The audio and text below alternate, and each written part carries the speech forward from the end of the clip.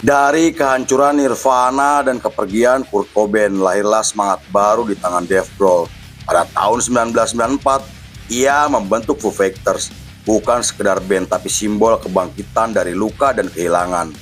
Dengan energi rock yang meledak, mereka menjelma menjadi suara perjuangan dan harapan baru setelah era grunge berakhir. Inilah kisah Foo Fighters, band yang terlahir dari duka namun tumbuh menjadi legenda.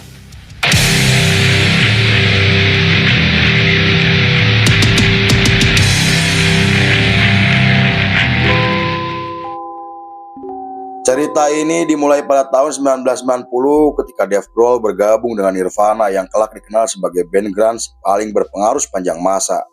Bersama Nirvana, Dave Grohl terus mengasah kemampuannya untuk menciptakan instrumen yang luar biasa.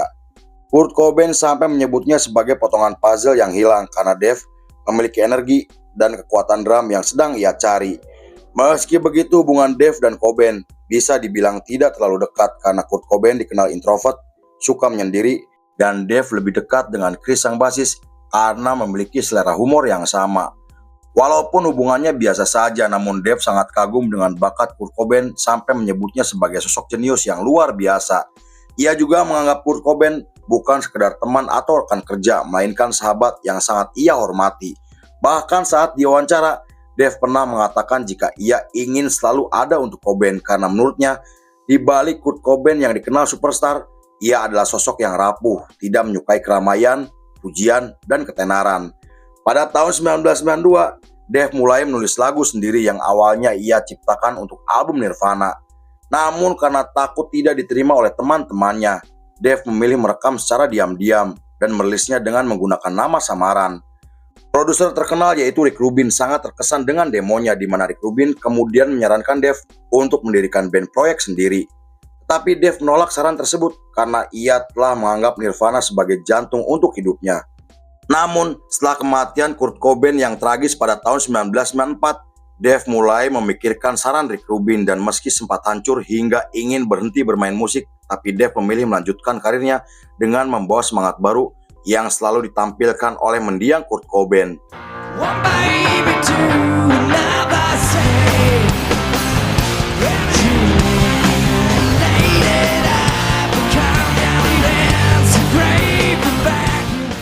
Beberapa bulan kemudian setelah Nirvana resmi bubar, muncul rumor yang mengatakan jika Dave akan bergabung dengan Pearl Jam sebagai drummer, namun Dave membantah rumor tersebut yang kemudian mendirikan band bernama Foo Fighters. Dave kemudian merekrut Ned Mendel dan William Goldsmith hingga merekrut gitaris berbakat yaitu Pat Smear. Nama Foo Fighters sendiri diambil dari istilah yang digunakan oleh pilot sekutu di Perang Dunia Kedua untuk menyebut objek misterius selama penerbangan. Meski terdengar aneh, konyol, dan tidak serius, namun Dave memilih nama tersebut karena sesuai dengan karakternya yang humoris dan tidak suka dikekang oleh siapapun. Pada tahun 1995, Foo Fighters merilis album pertamanya yang mendapatkan banyak pujian kritis dari para kritikus musik. Mereka kemudian menggelar pertunjukan di acara amal yang dipersembahkan untuk penyanyi muda yang telah menjadi korban perampokan, pemerkosaan, dan pembunuhan. Dukungan tersebut mereka lakukan karena Dave dikenal sebagai orang yang selalu mementingkan kemanusiaan, persahabatan, keluarga, dan selalu membicarakan tentang melawan kebencian, rasisme, diskriminasi, hingga mendukung komunitas LGBT juga hak perempuan. Meski album pertama mereka berhasil sukses secara komersial, tetapi Dave menolak tampil di acara televisi dan tampil di acara festival besar.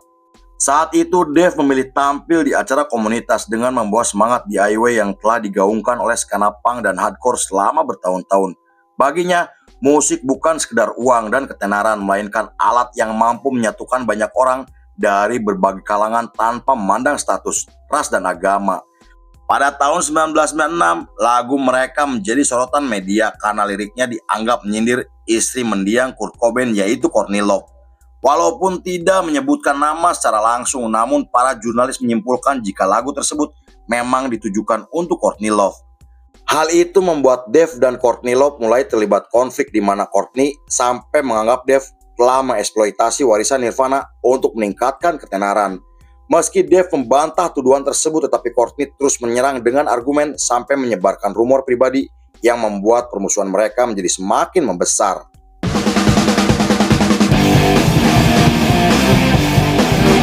I said was just let me be. Sepanjang periode tersebut sampai tahun 1999, Foo Fighters terus menyebarkan pengaruhnya ke seluruh dunia dengan menggelar tur dan merilis 2 album yang membawa nama mereka semakin dikenal oleh banyak orang. Foo Fighters sempat beberapa kali berganti personil yang membuat Dave dianggap menjadi orang dominan, dan Dave kemudian membantah tuduhan tersebut karena ia hanya ingin mencari anggota yang bisa diajak kerjasama layaknya keluarga. Dave juga mengatakan selalu menghargai kerja keras dan masukan dari para anggotanya karena ia sangat menjunjung tinggi loyalitas dan persaudaraan. Pada tahun 2000, Foo Fighters kembali menjadi sorotan media setelah tampil di acara yang digelar oleh organisasi yang meyakini bahwa HIV bukan penyebab AIDS. Acara tersebut adalah kampanye untuk meyakinkan masyarakat jika HIV tidak ada hubungannya dengan AIDS, dan hal itu membuat Foo Fighters dikritik oleh ribuan dokter juga para ilmuwan karena dianggap telah menyebarkan berita bohong. Terlepas dari kontroversi yang terjadi, namun mereka telah dikenal sebagai band dengan aksi panggung yang penuh energi, di mana Dave selalu berlari, berteriak, lompat, sampai bercanda dengan para penonton. Bahkan mereka selalu mengajak para penggemarnya naik ke atas panggung untuk bermain gitar dan bernyanyi bersama sebagai bentuk apresiasi. Kemudian setelah merilis album keempatnya pada tahun 2002, Foo Fighters menggelar pertunjukan gratis dan menyumbangkan uang ke beberapa panti asuhan. Hal itu mereka lakukan karena Dave pernah mengatakan jika membantu sesama manusia merupakan misi utama mereka. Di periode tersebut, Dave mulai mengkritik industri musik yang hanya menjadikan band sebagai mesin pencari uang dan secara terbuka mengatakan pentingnya keluarga sampai menyeimbangkan jadwal pertunjukan agar tidak kehilangan perannya sebagai sosok seorang ayah. Meski Dave tidak begitu tertarik dengan dunia politik, tetapi setelah George W. Bush kembali mencalonkan diri menjadi presiden pada tahun 2004, Dave memberikan dukungan kepada John Kerry untuk melawan Bush yang ia gambarkan sebagai mesin pembunuh. Saat itu Dave sampai menghadiri beberapa rapat umum hingga hadir dalam kampanye John Kerry yang digelar di Arizona.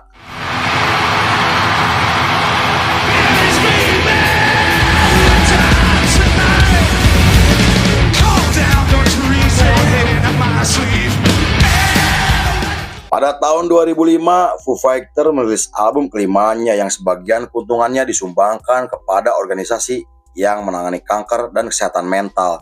Tak hanya itu, mereka juga kembali menggelar pertunjukan amal untuk membantu korban badai dan tsunami yang melanda Asia. Menurut beberapa sumber, Dave dan kawan-kawannya selalu berbagi seperti memberi makanan untuk pemadam kebakaran selama kebakaran hutan berlangsung sampai menghadiri acara amal secara diam-diam. Hal itu sangat membuktikan jika Foo Fighters adalah band yang selalu mementingkan sisi kemanusiaan, empati, dan komunitas. Walaupun tindakan mereka jarang diliput oleh media, namun beberapa jurnalis sempat mendokumentasikan kegiatan amal mereka yang membuat para penggemarnya semakin kagum dengan Foo Fighters. Pada tahun 2007, Foo Fighters menggelar tur ke beberapa negara setelah merilis album ke-6-nya yang berhasil sukses secara komersial. Keberhasilan album tersebut tidak membuat mereka sombong dan besar kepala karena menurut mereka keberhasilan yang mereka dapatkan berkat dukungan dari para penggemarnya. Selain itu, Dave dianggap berhasil membuktikan jika bandnya sukses tanpa membawa Nirvana, dan meski telah kehilangan Kurt Cobain yang meninggalkan luka mendalam, namun Dave percaya jika musik yang ia ciptakan bisa menjadi sumber harapan, energi, dan kebahagiaan. Pada tahun 2011, mereka merilis album ke-7-nya dan album tersebut dikritik oleh para penggemarnya karena dianggap terlalu melodis. Bahkan film dokumenter yang mereka rilis hanya terjual 2.000 kopi dalam bentuk DVD.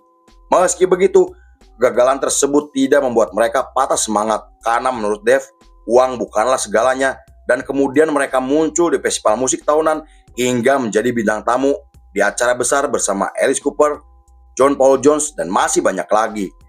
Tetapi ketika akan menggelar pertunjukan di Kanada, mereka harus mengalami insiden memilukan di mana sebagian panggung pertunjukannya runtuh akibat badai melanda.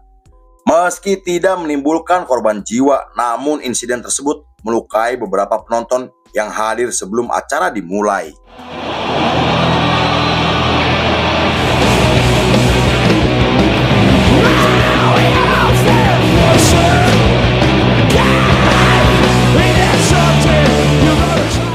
Di Di periode tersebut, Foo Fighters mulai terlibat konflik dengan kelompok ekstremis yang dikenal karena aksi protesnya yang selalu menyuarakan kebencian.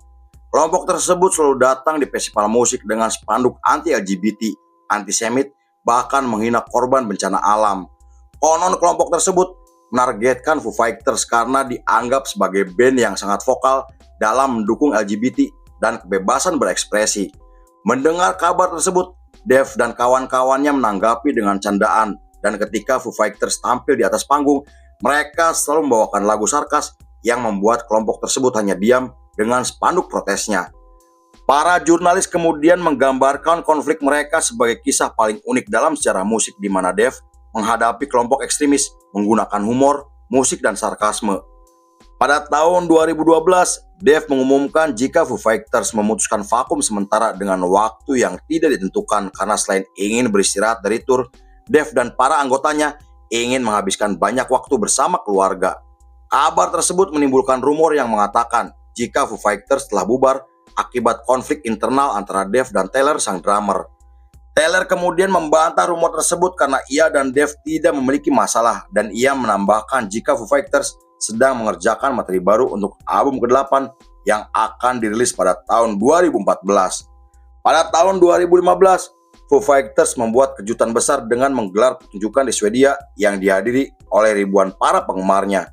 Namun ketika sedang membawakan lagu kelimanya, Dave terjatuh dari panggung yang membuat kakinya patah, dan Dave kemudian diterbangkan ke rumah sakit di London untuk menjalani operasi. Para penggemar di Italia sampai memberikan dukungan moral kepada Dave dengan menggelar pertemuan antara para penggemar dan menyanyikan lagu Foo Fighters. Kemudian setelah video di Italia viral di media sosial, Foo Fighters akhirnya menggelar pertunjukan di Italia sebagai bentuk terima kasih kepada para penggemarnya.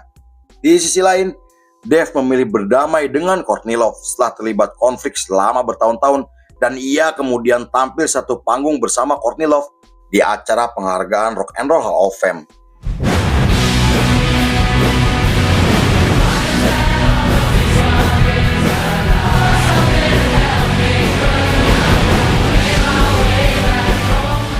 Sepanjang periode tersebut sampai tahun 2021, Foo Fighters terus menggelar tur ke beberapa negara dan merilis 2 album yang mendapatkan penghargaan sebagai album terbaik. Mereka kemudian menyelenggarakan pertunjukan khusus yang hanya dihadiri oleh sebagian orang yang telah mendapatkan vaksin COVID-19, dan hal itu mereka lakukan untuk mendorong vaksinasi demi keselamatan bersama. Namun pada 25 Maret 2022 muncul kabar mengejutkan jika Taylor ditemukan meninggal dunia di kamar hotelnya, dan kabar tersebut membuat Dave sangat terpukul karena ia telah menganggap Taylor seperti saudaranya sendiri. Foo Fighters kemudian menggelar pertunjukan penghormatan di London dan Los Angeles dengan menghadirkan beberapa artis terkenal seperti Travis Barker, Liam dari Oasis, Paul McCartney, dan masih banyak lagi. Sampai saat ini Foo Fighters masih aktif dan terus konsisten menyebarkan pengaruhnya melalui karya hebatnya. Para jurnalis sampai menganggap mereka sebagai salah satu band paling berpengaruh di dunia yang telah menginspirasi ribuan anak muda. Mereka juga mendapatkan penghargaan Rock and Roll Hall of Fame atas kontribusi besarnya untuk perkembangan musik dunia. Meski Dave sendiri tidak pernah membawa nama Nirvana, tetapi para pengamat menggambarkan jika Foo Fighters sebagai penerus Nirvana karena selalu menampilkan semangat dan perjuangan yang sama. Lalu film pun selesai.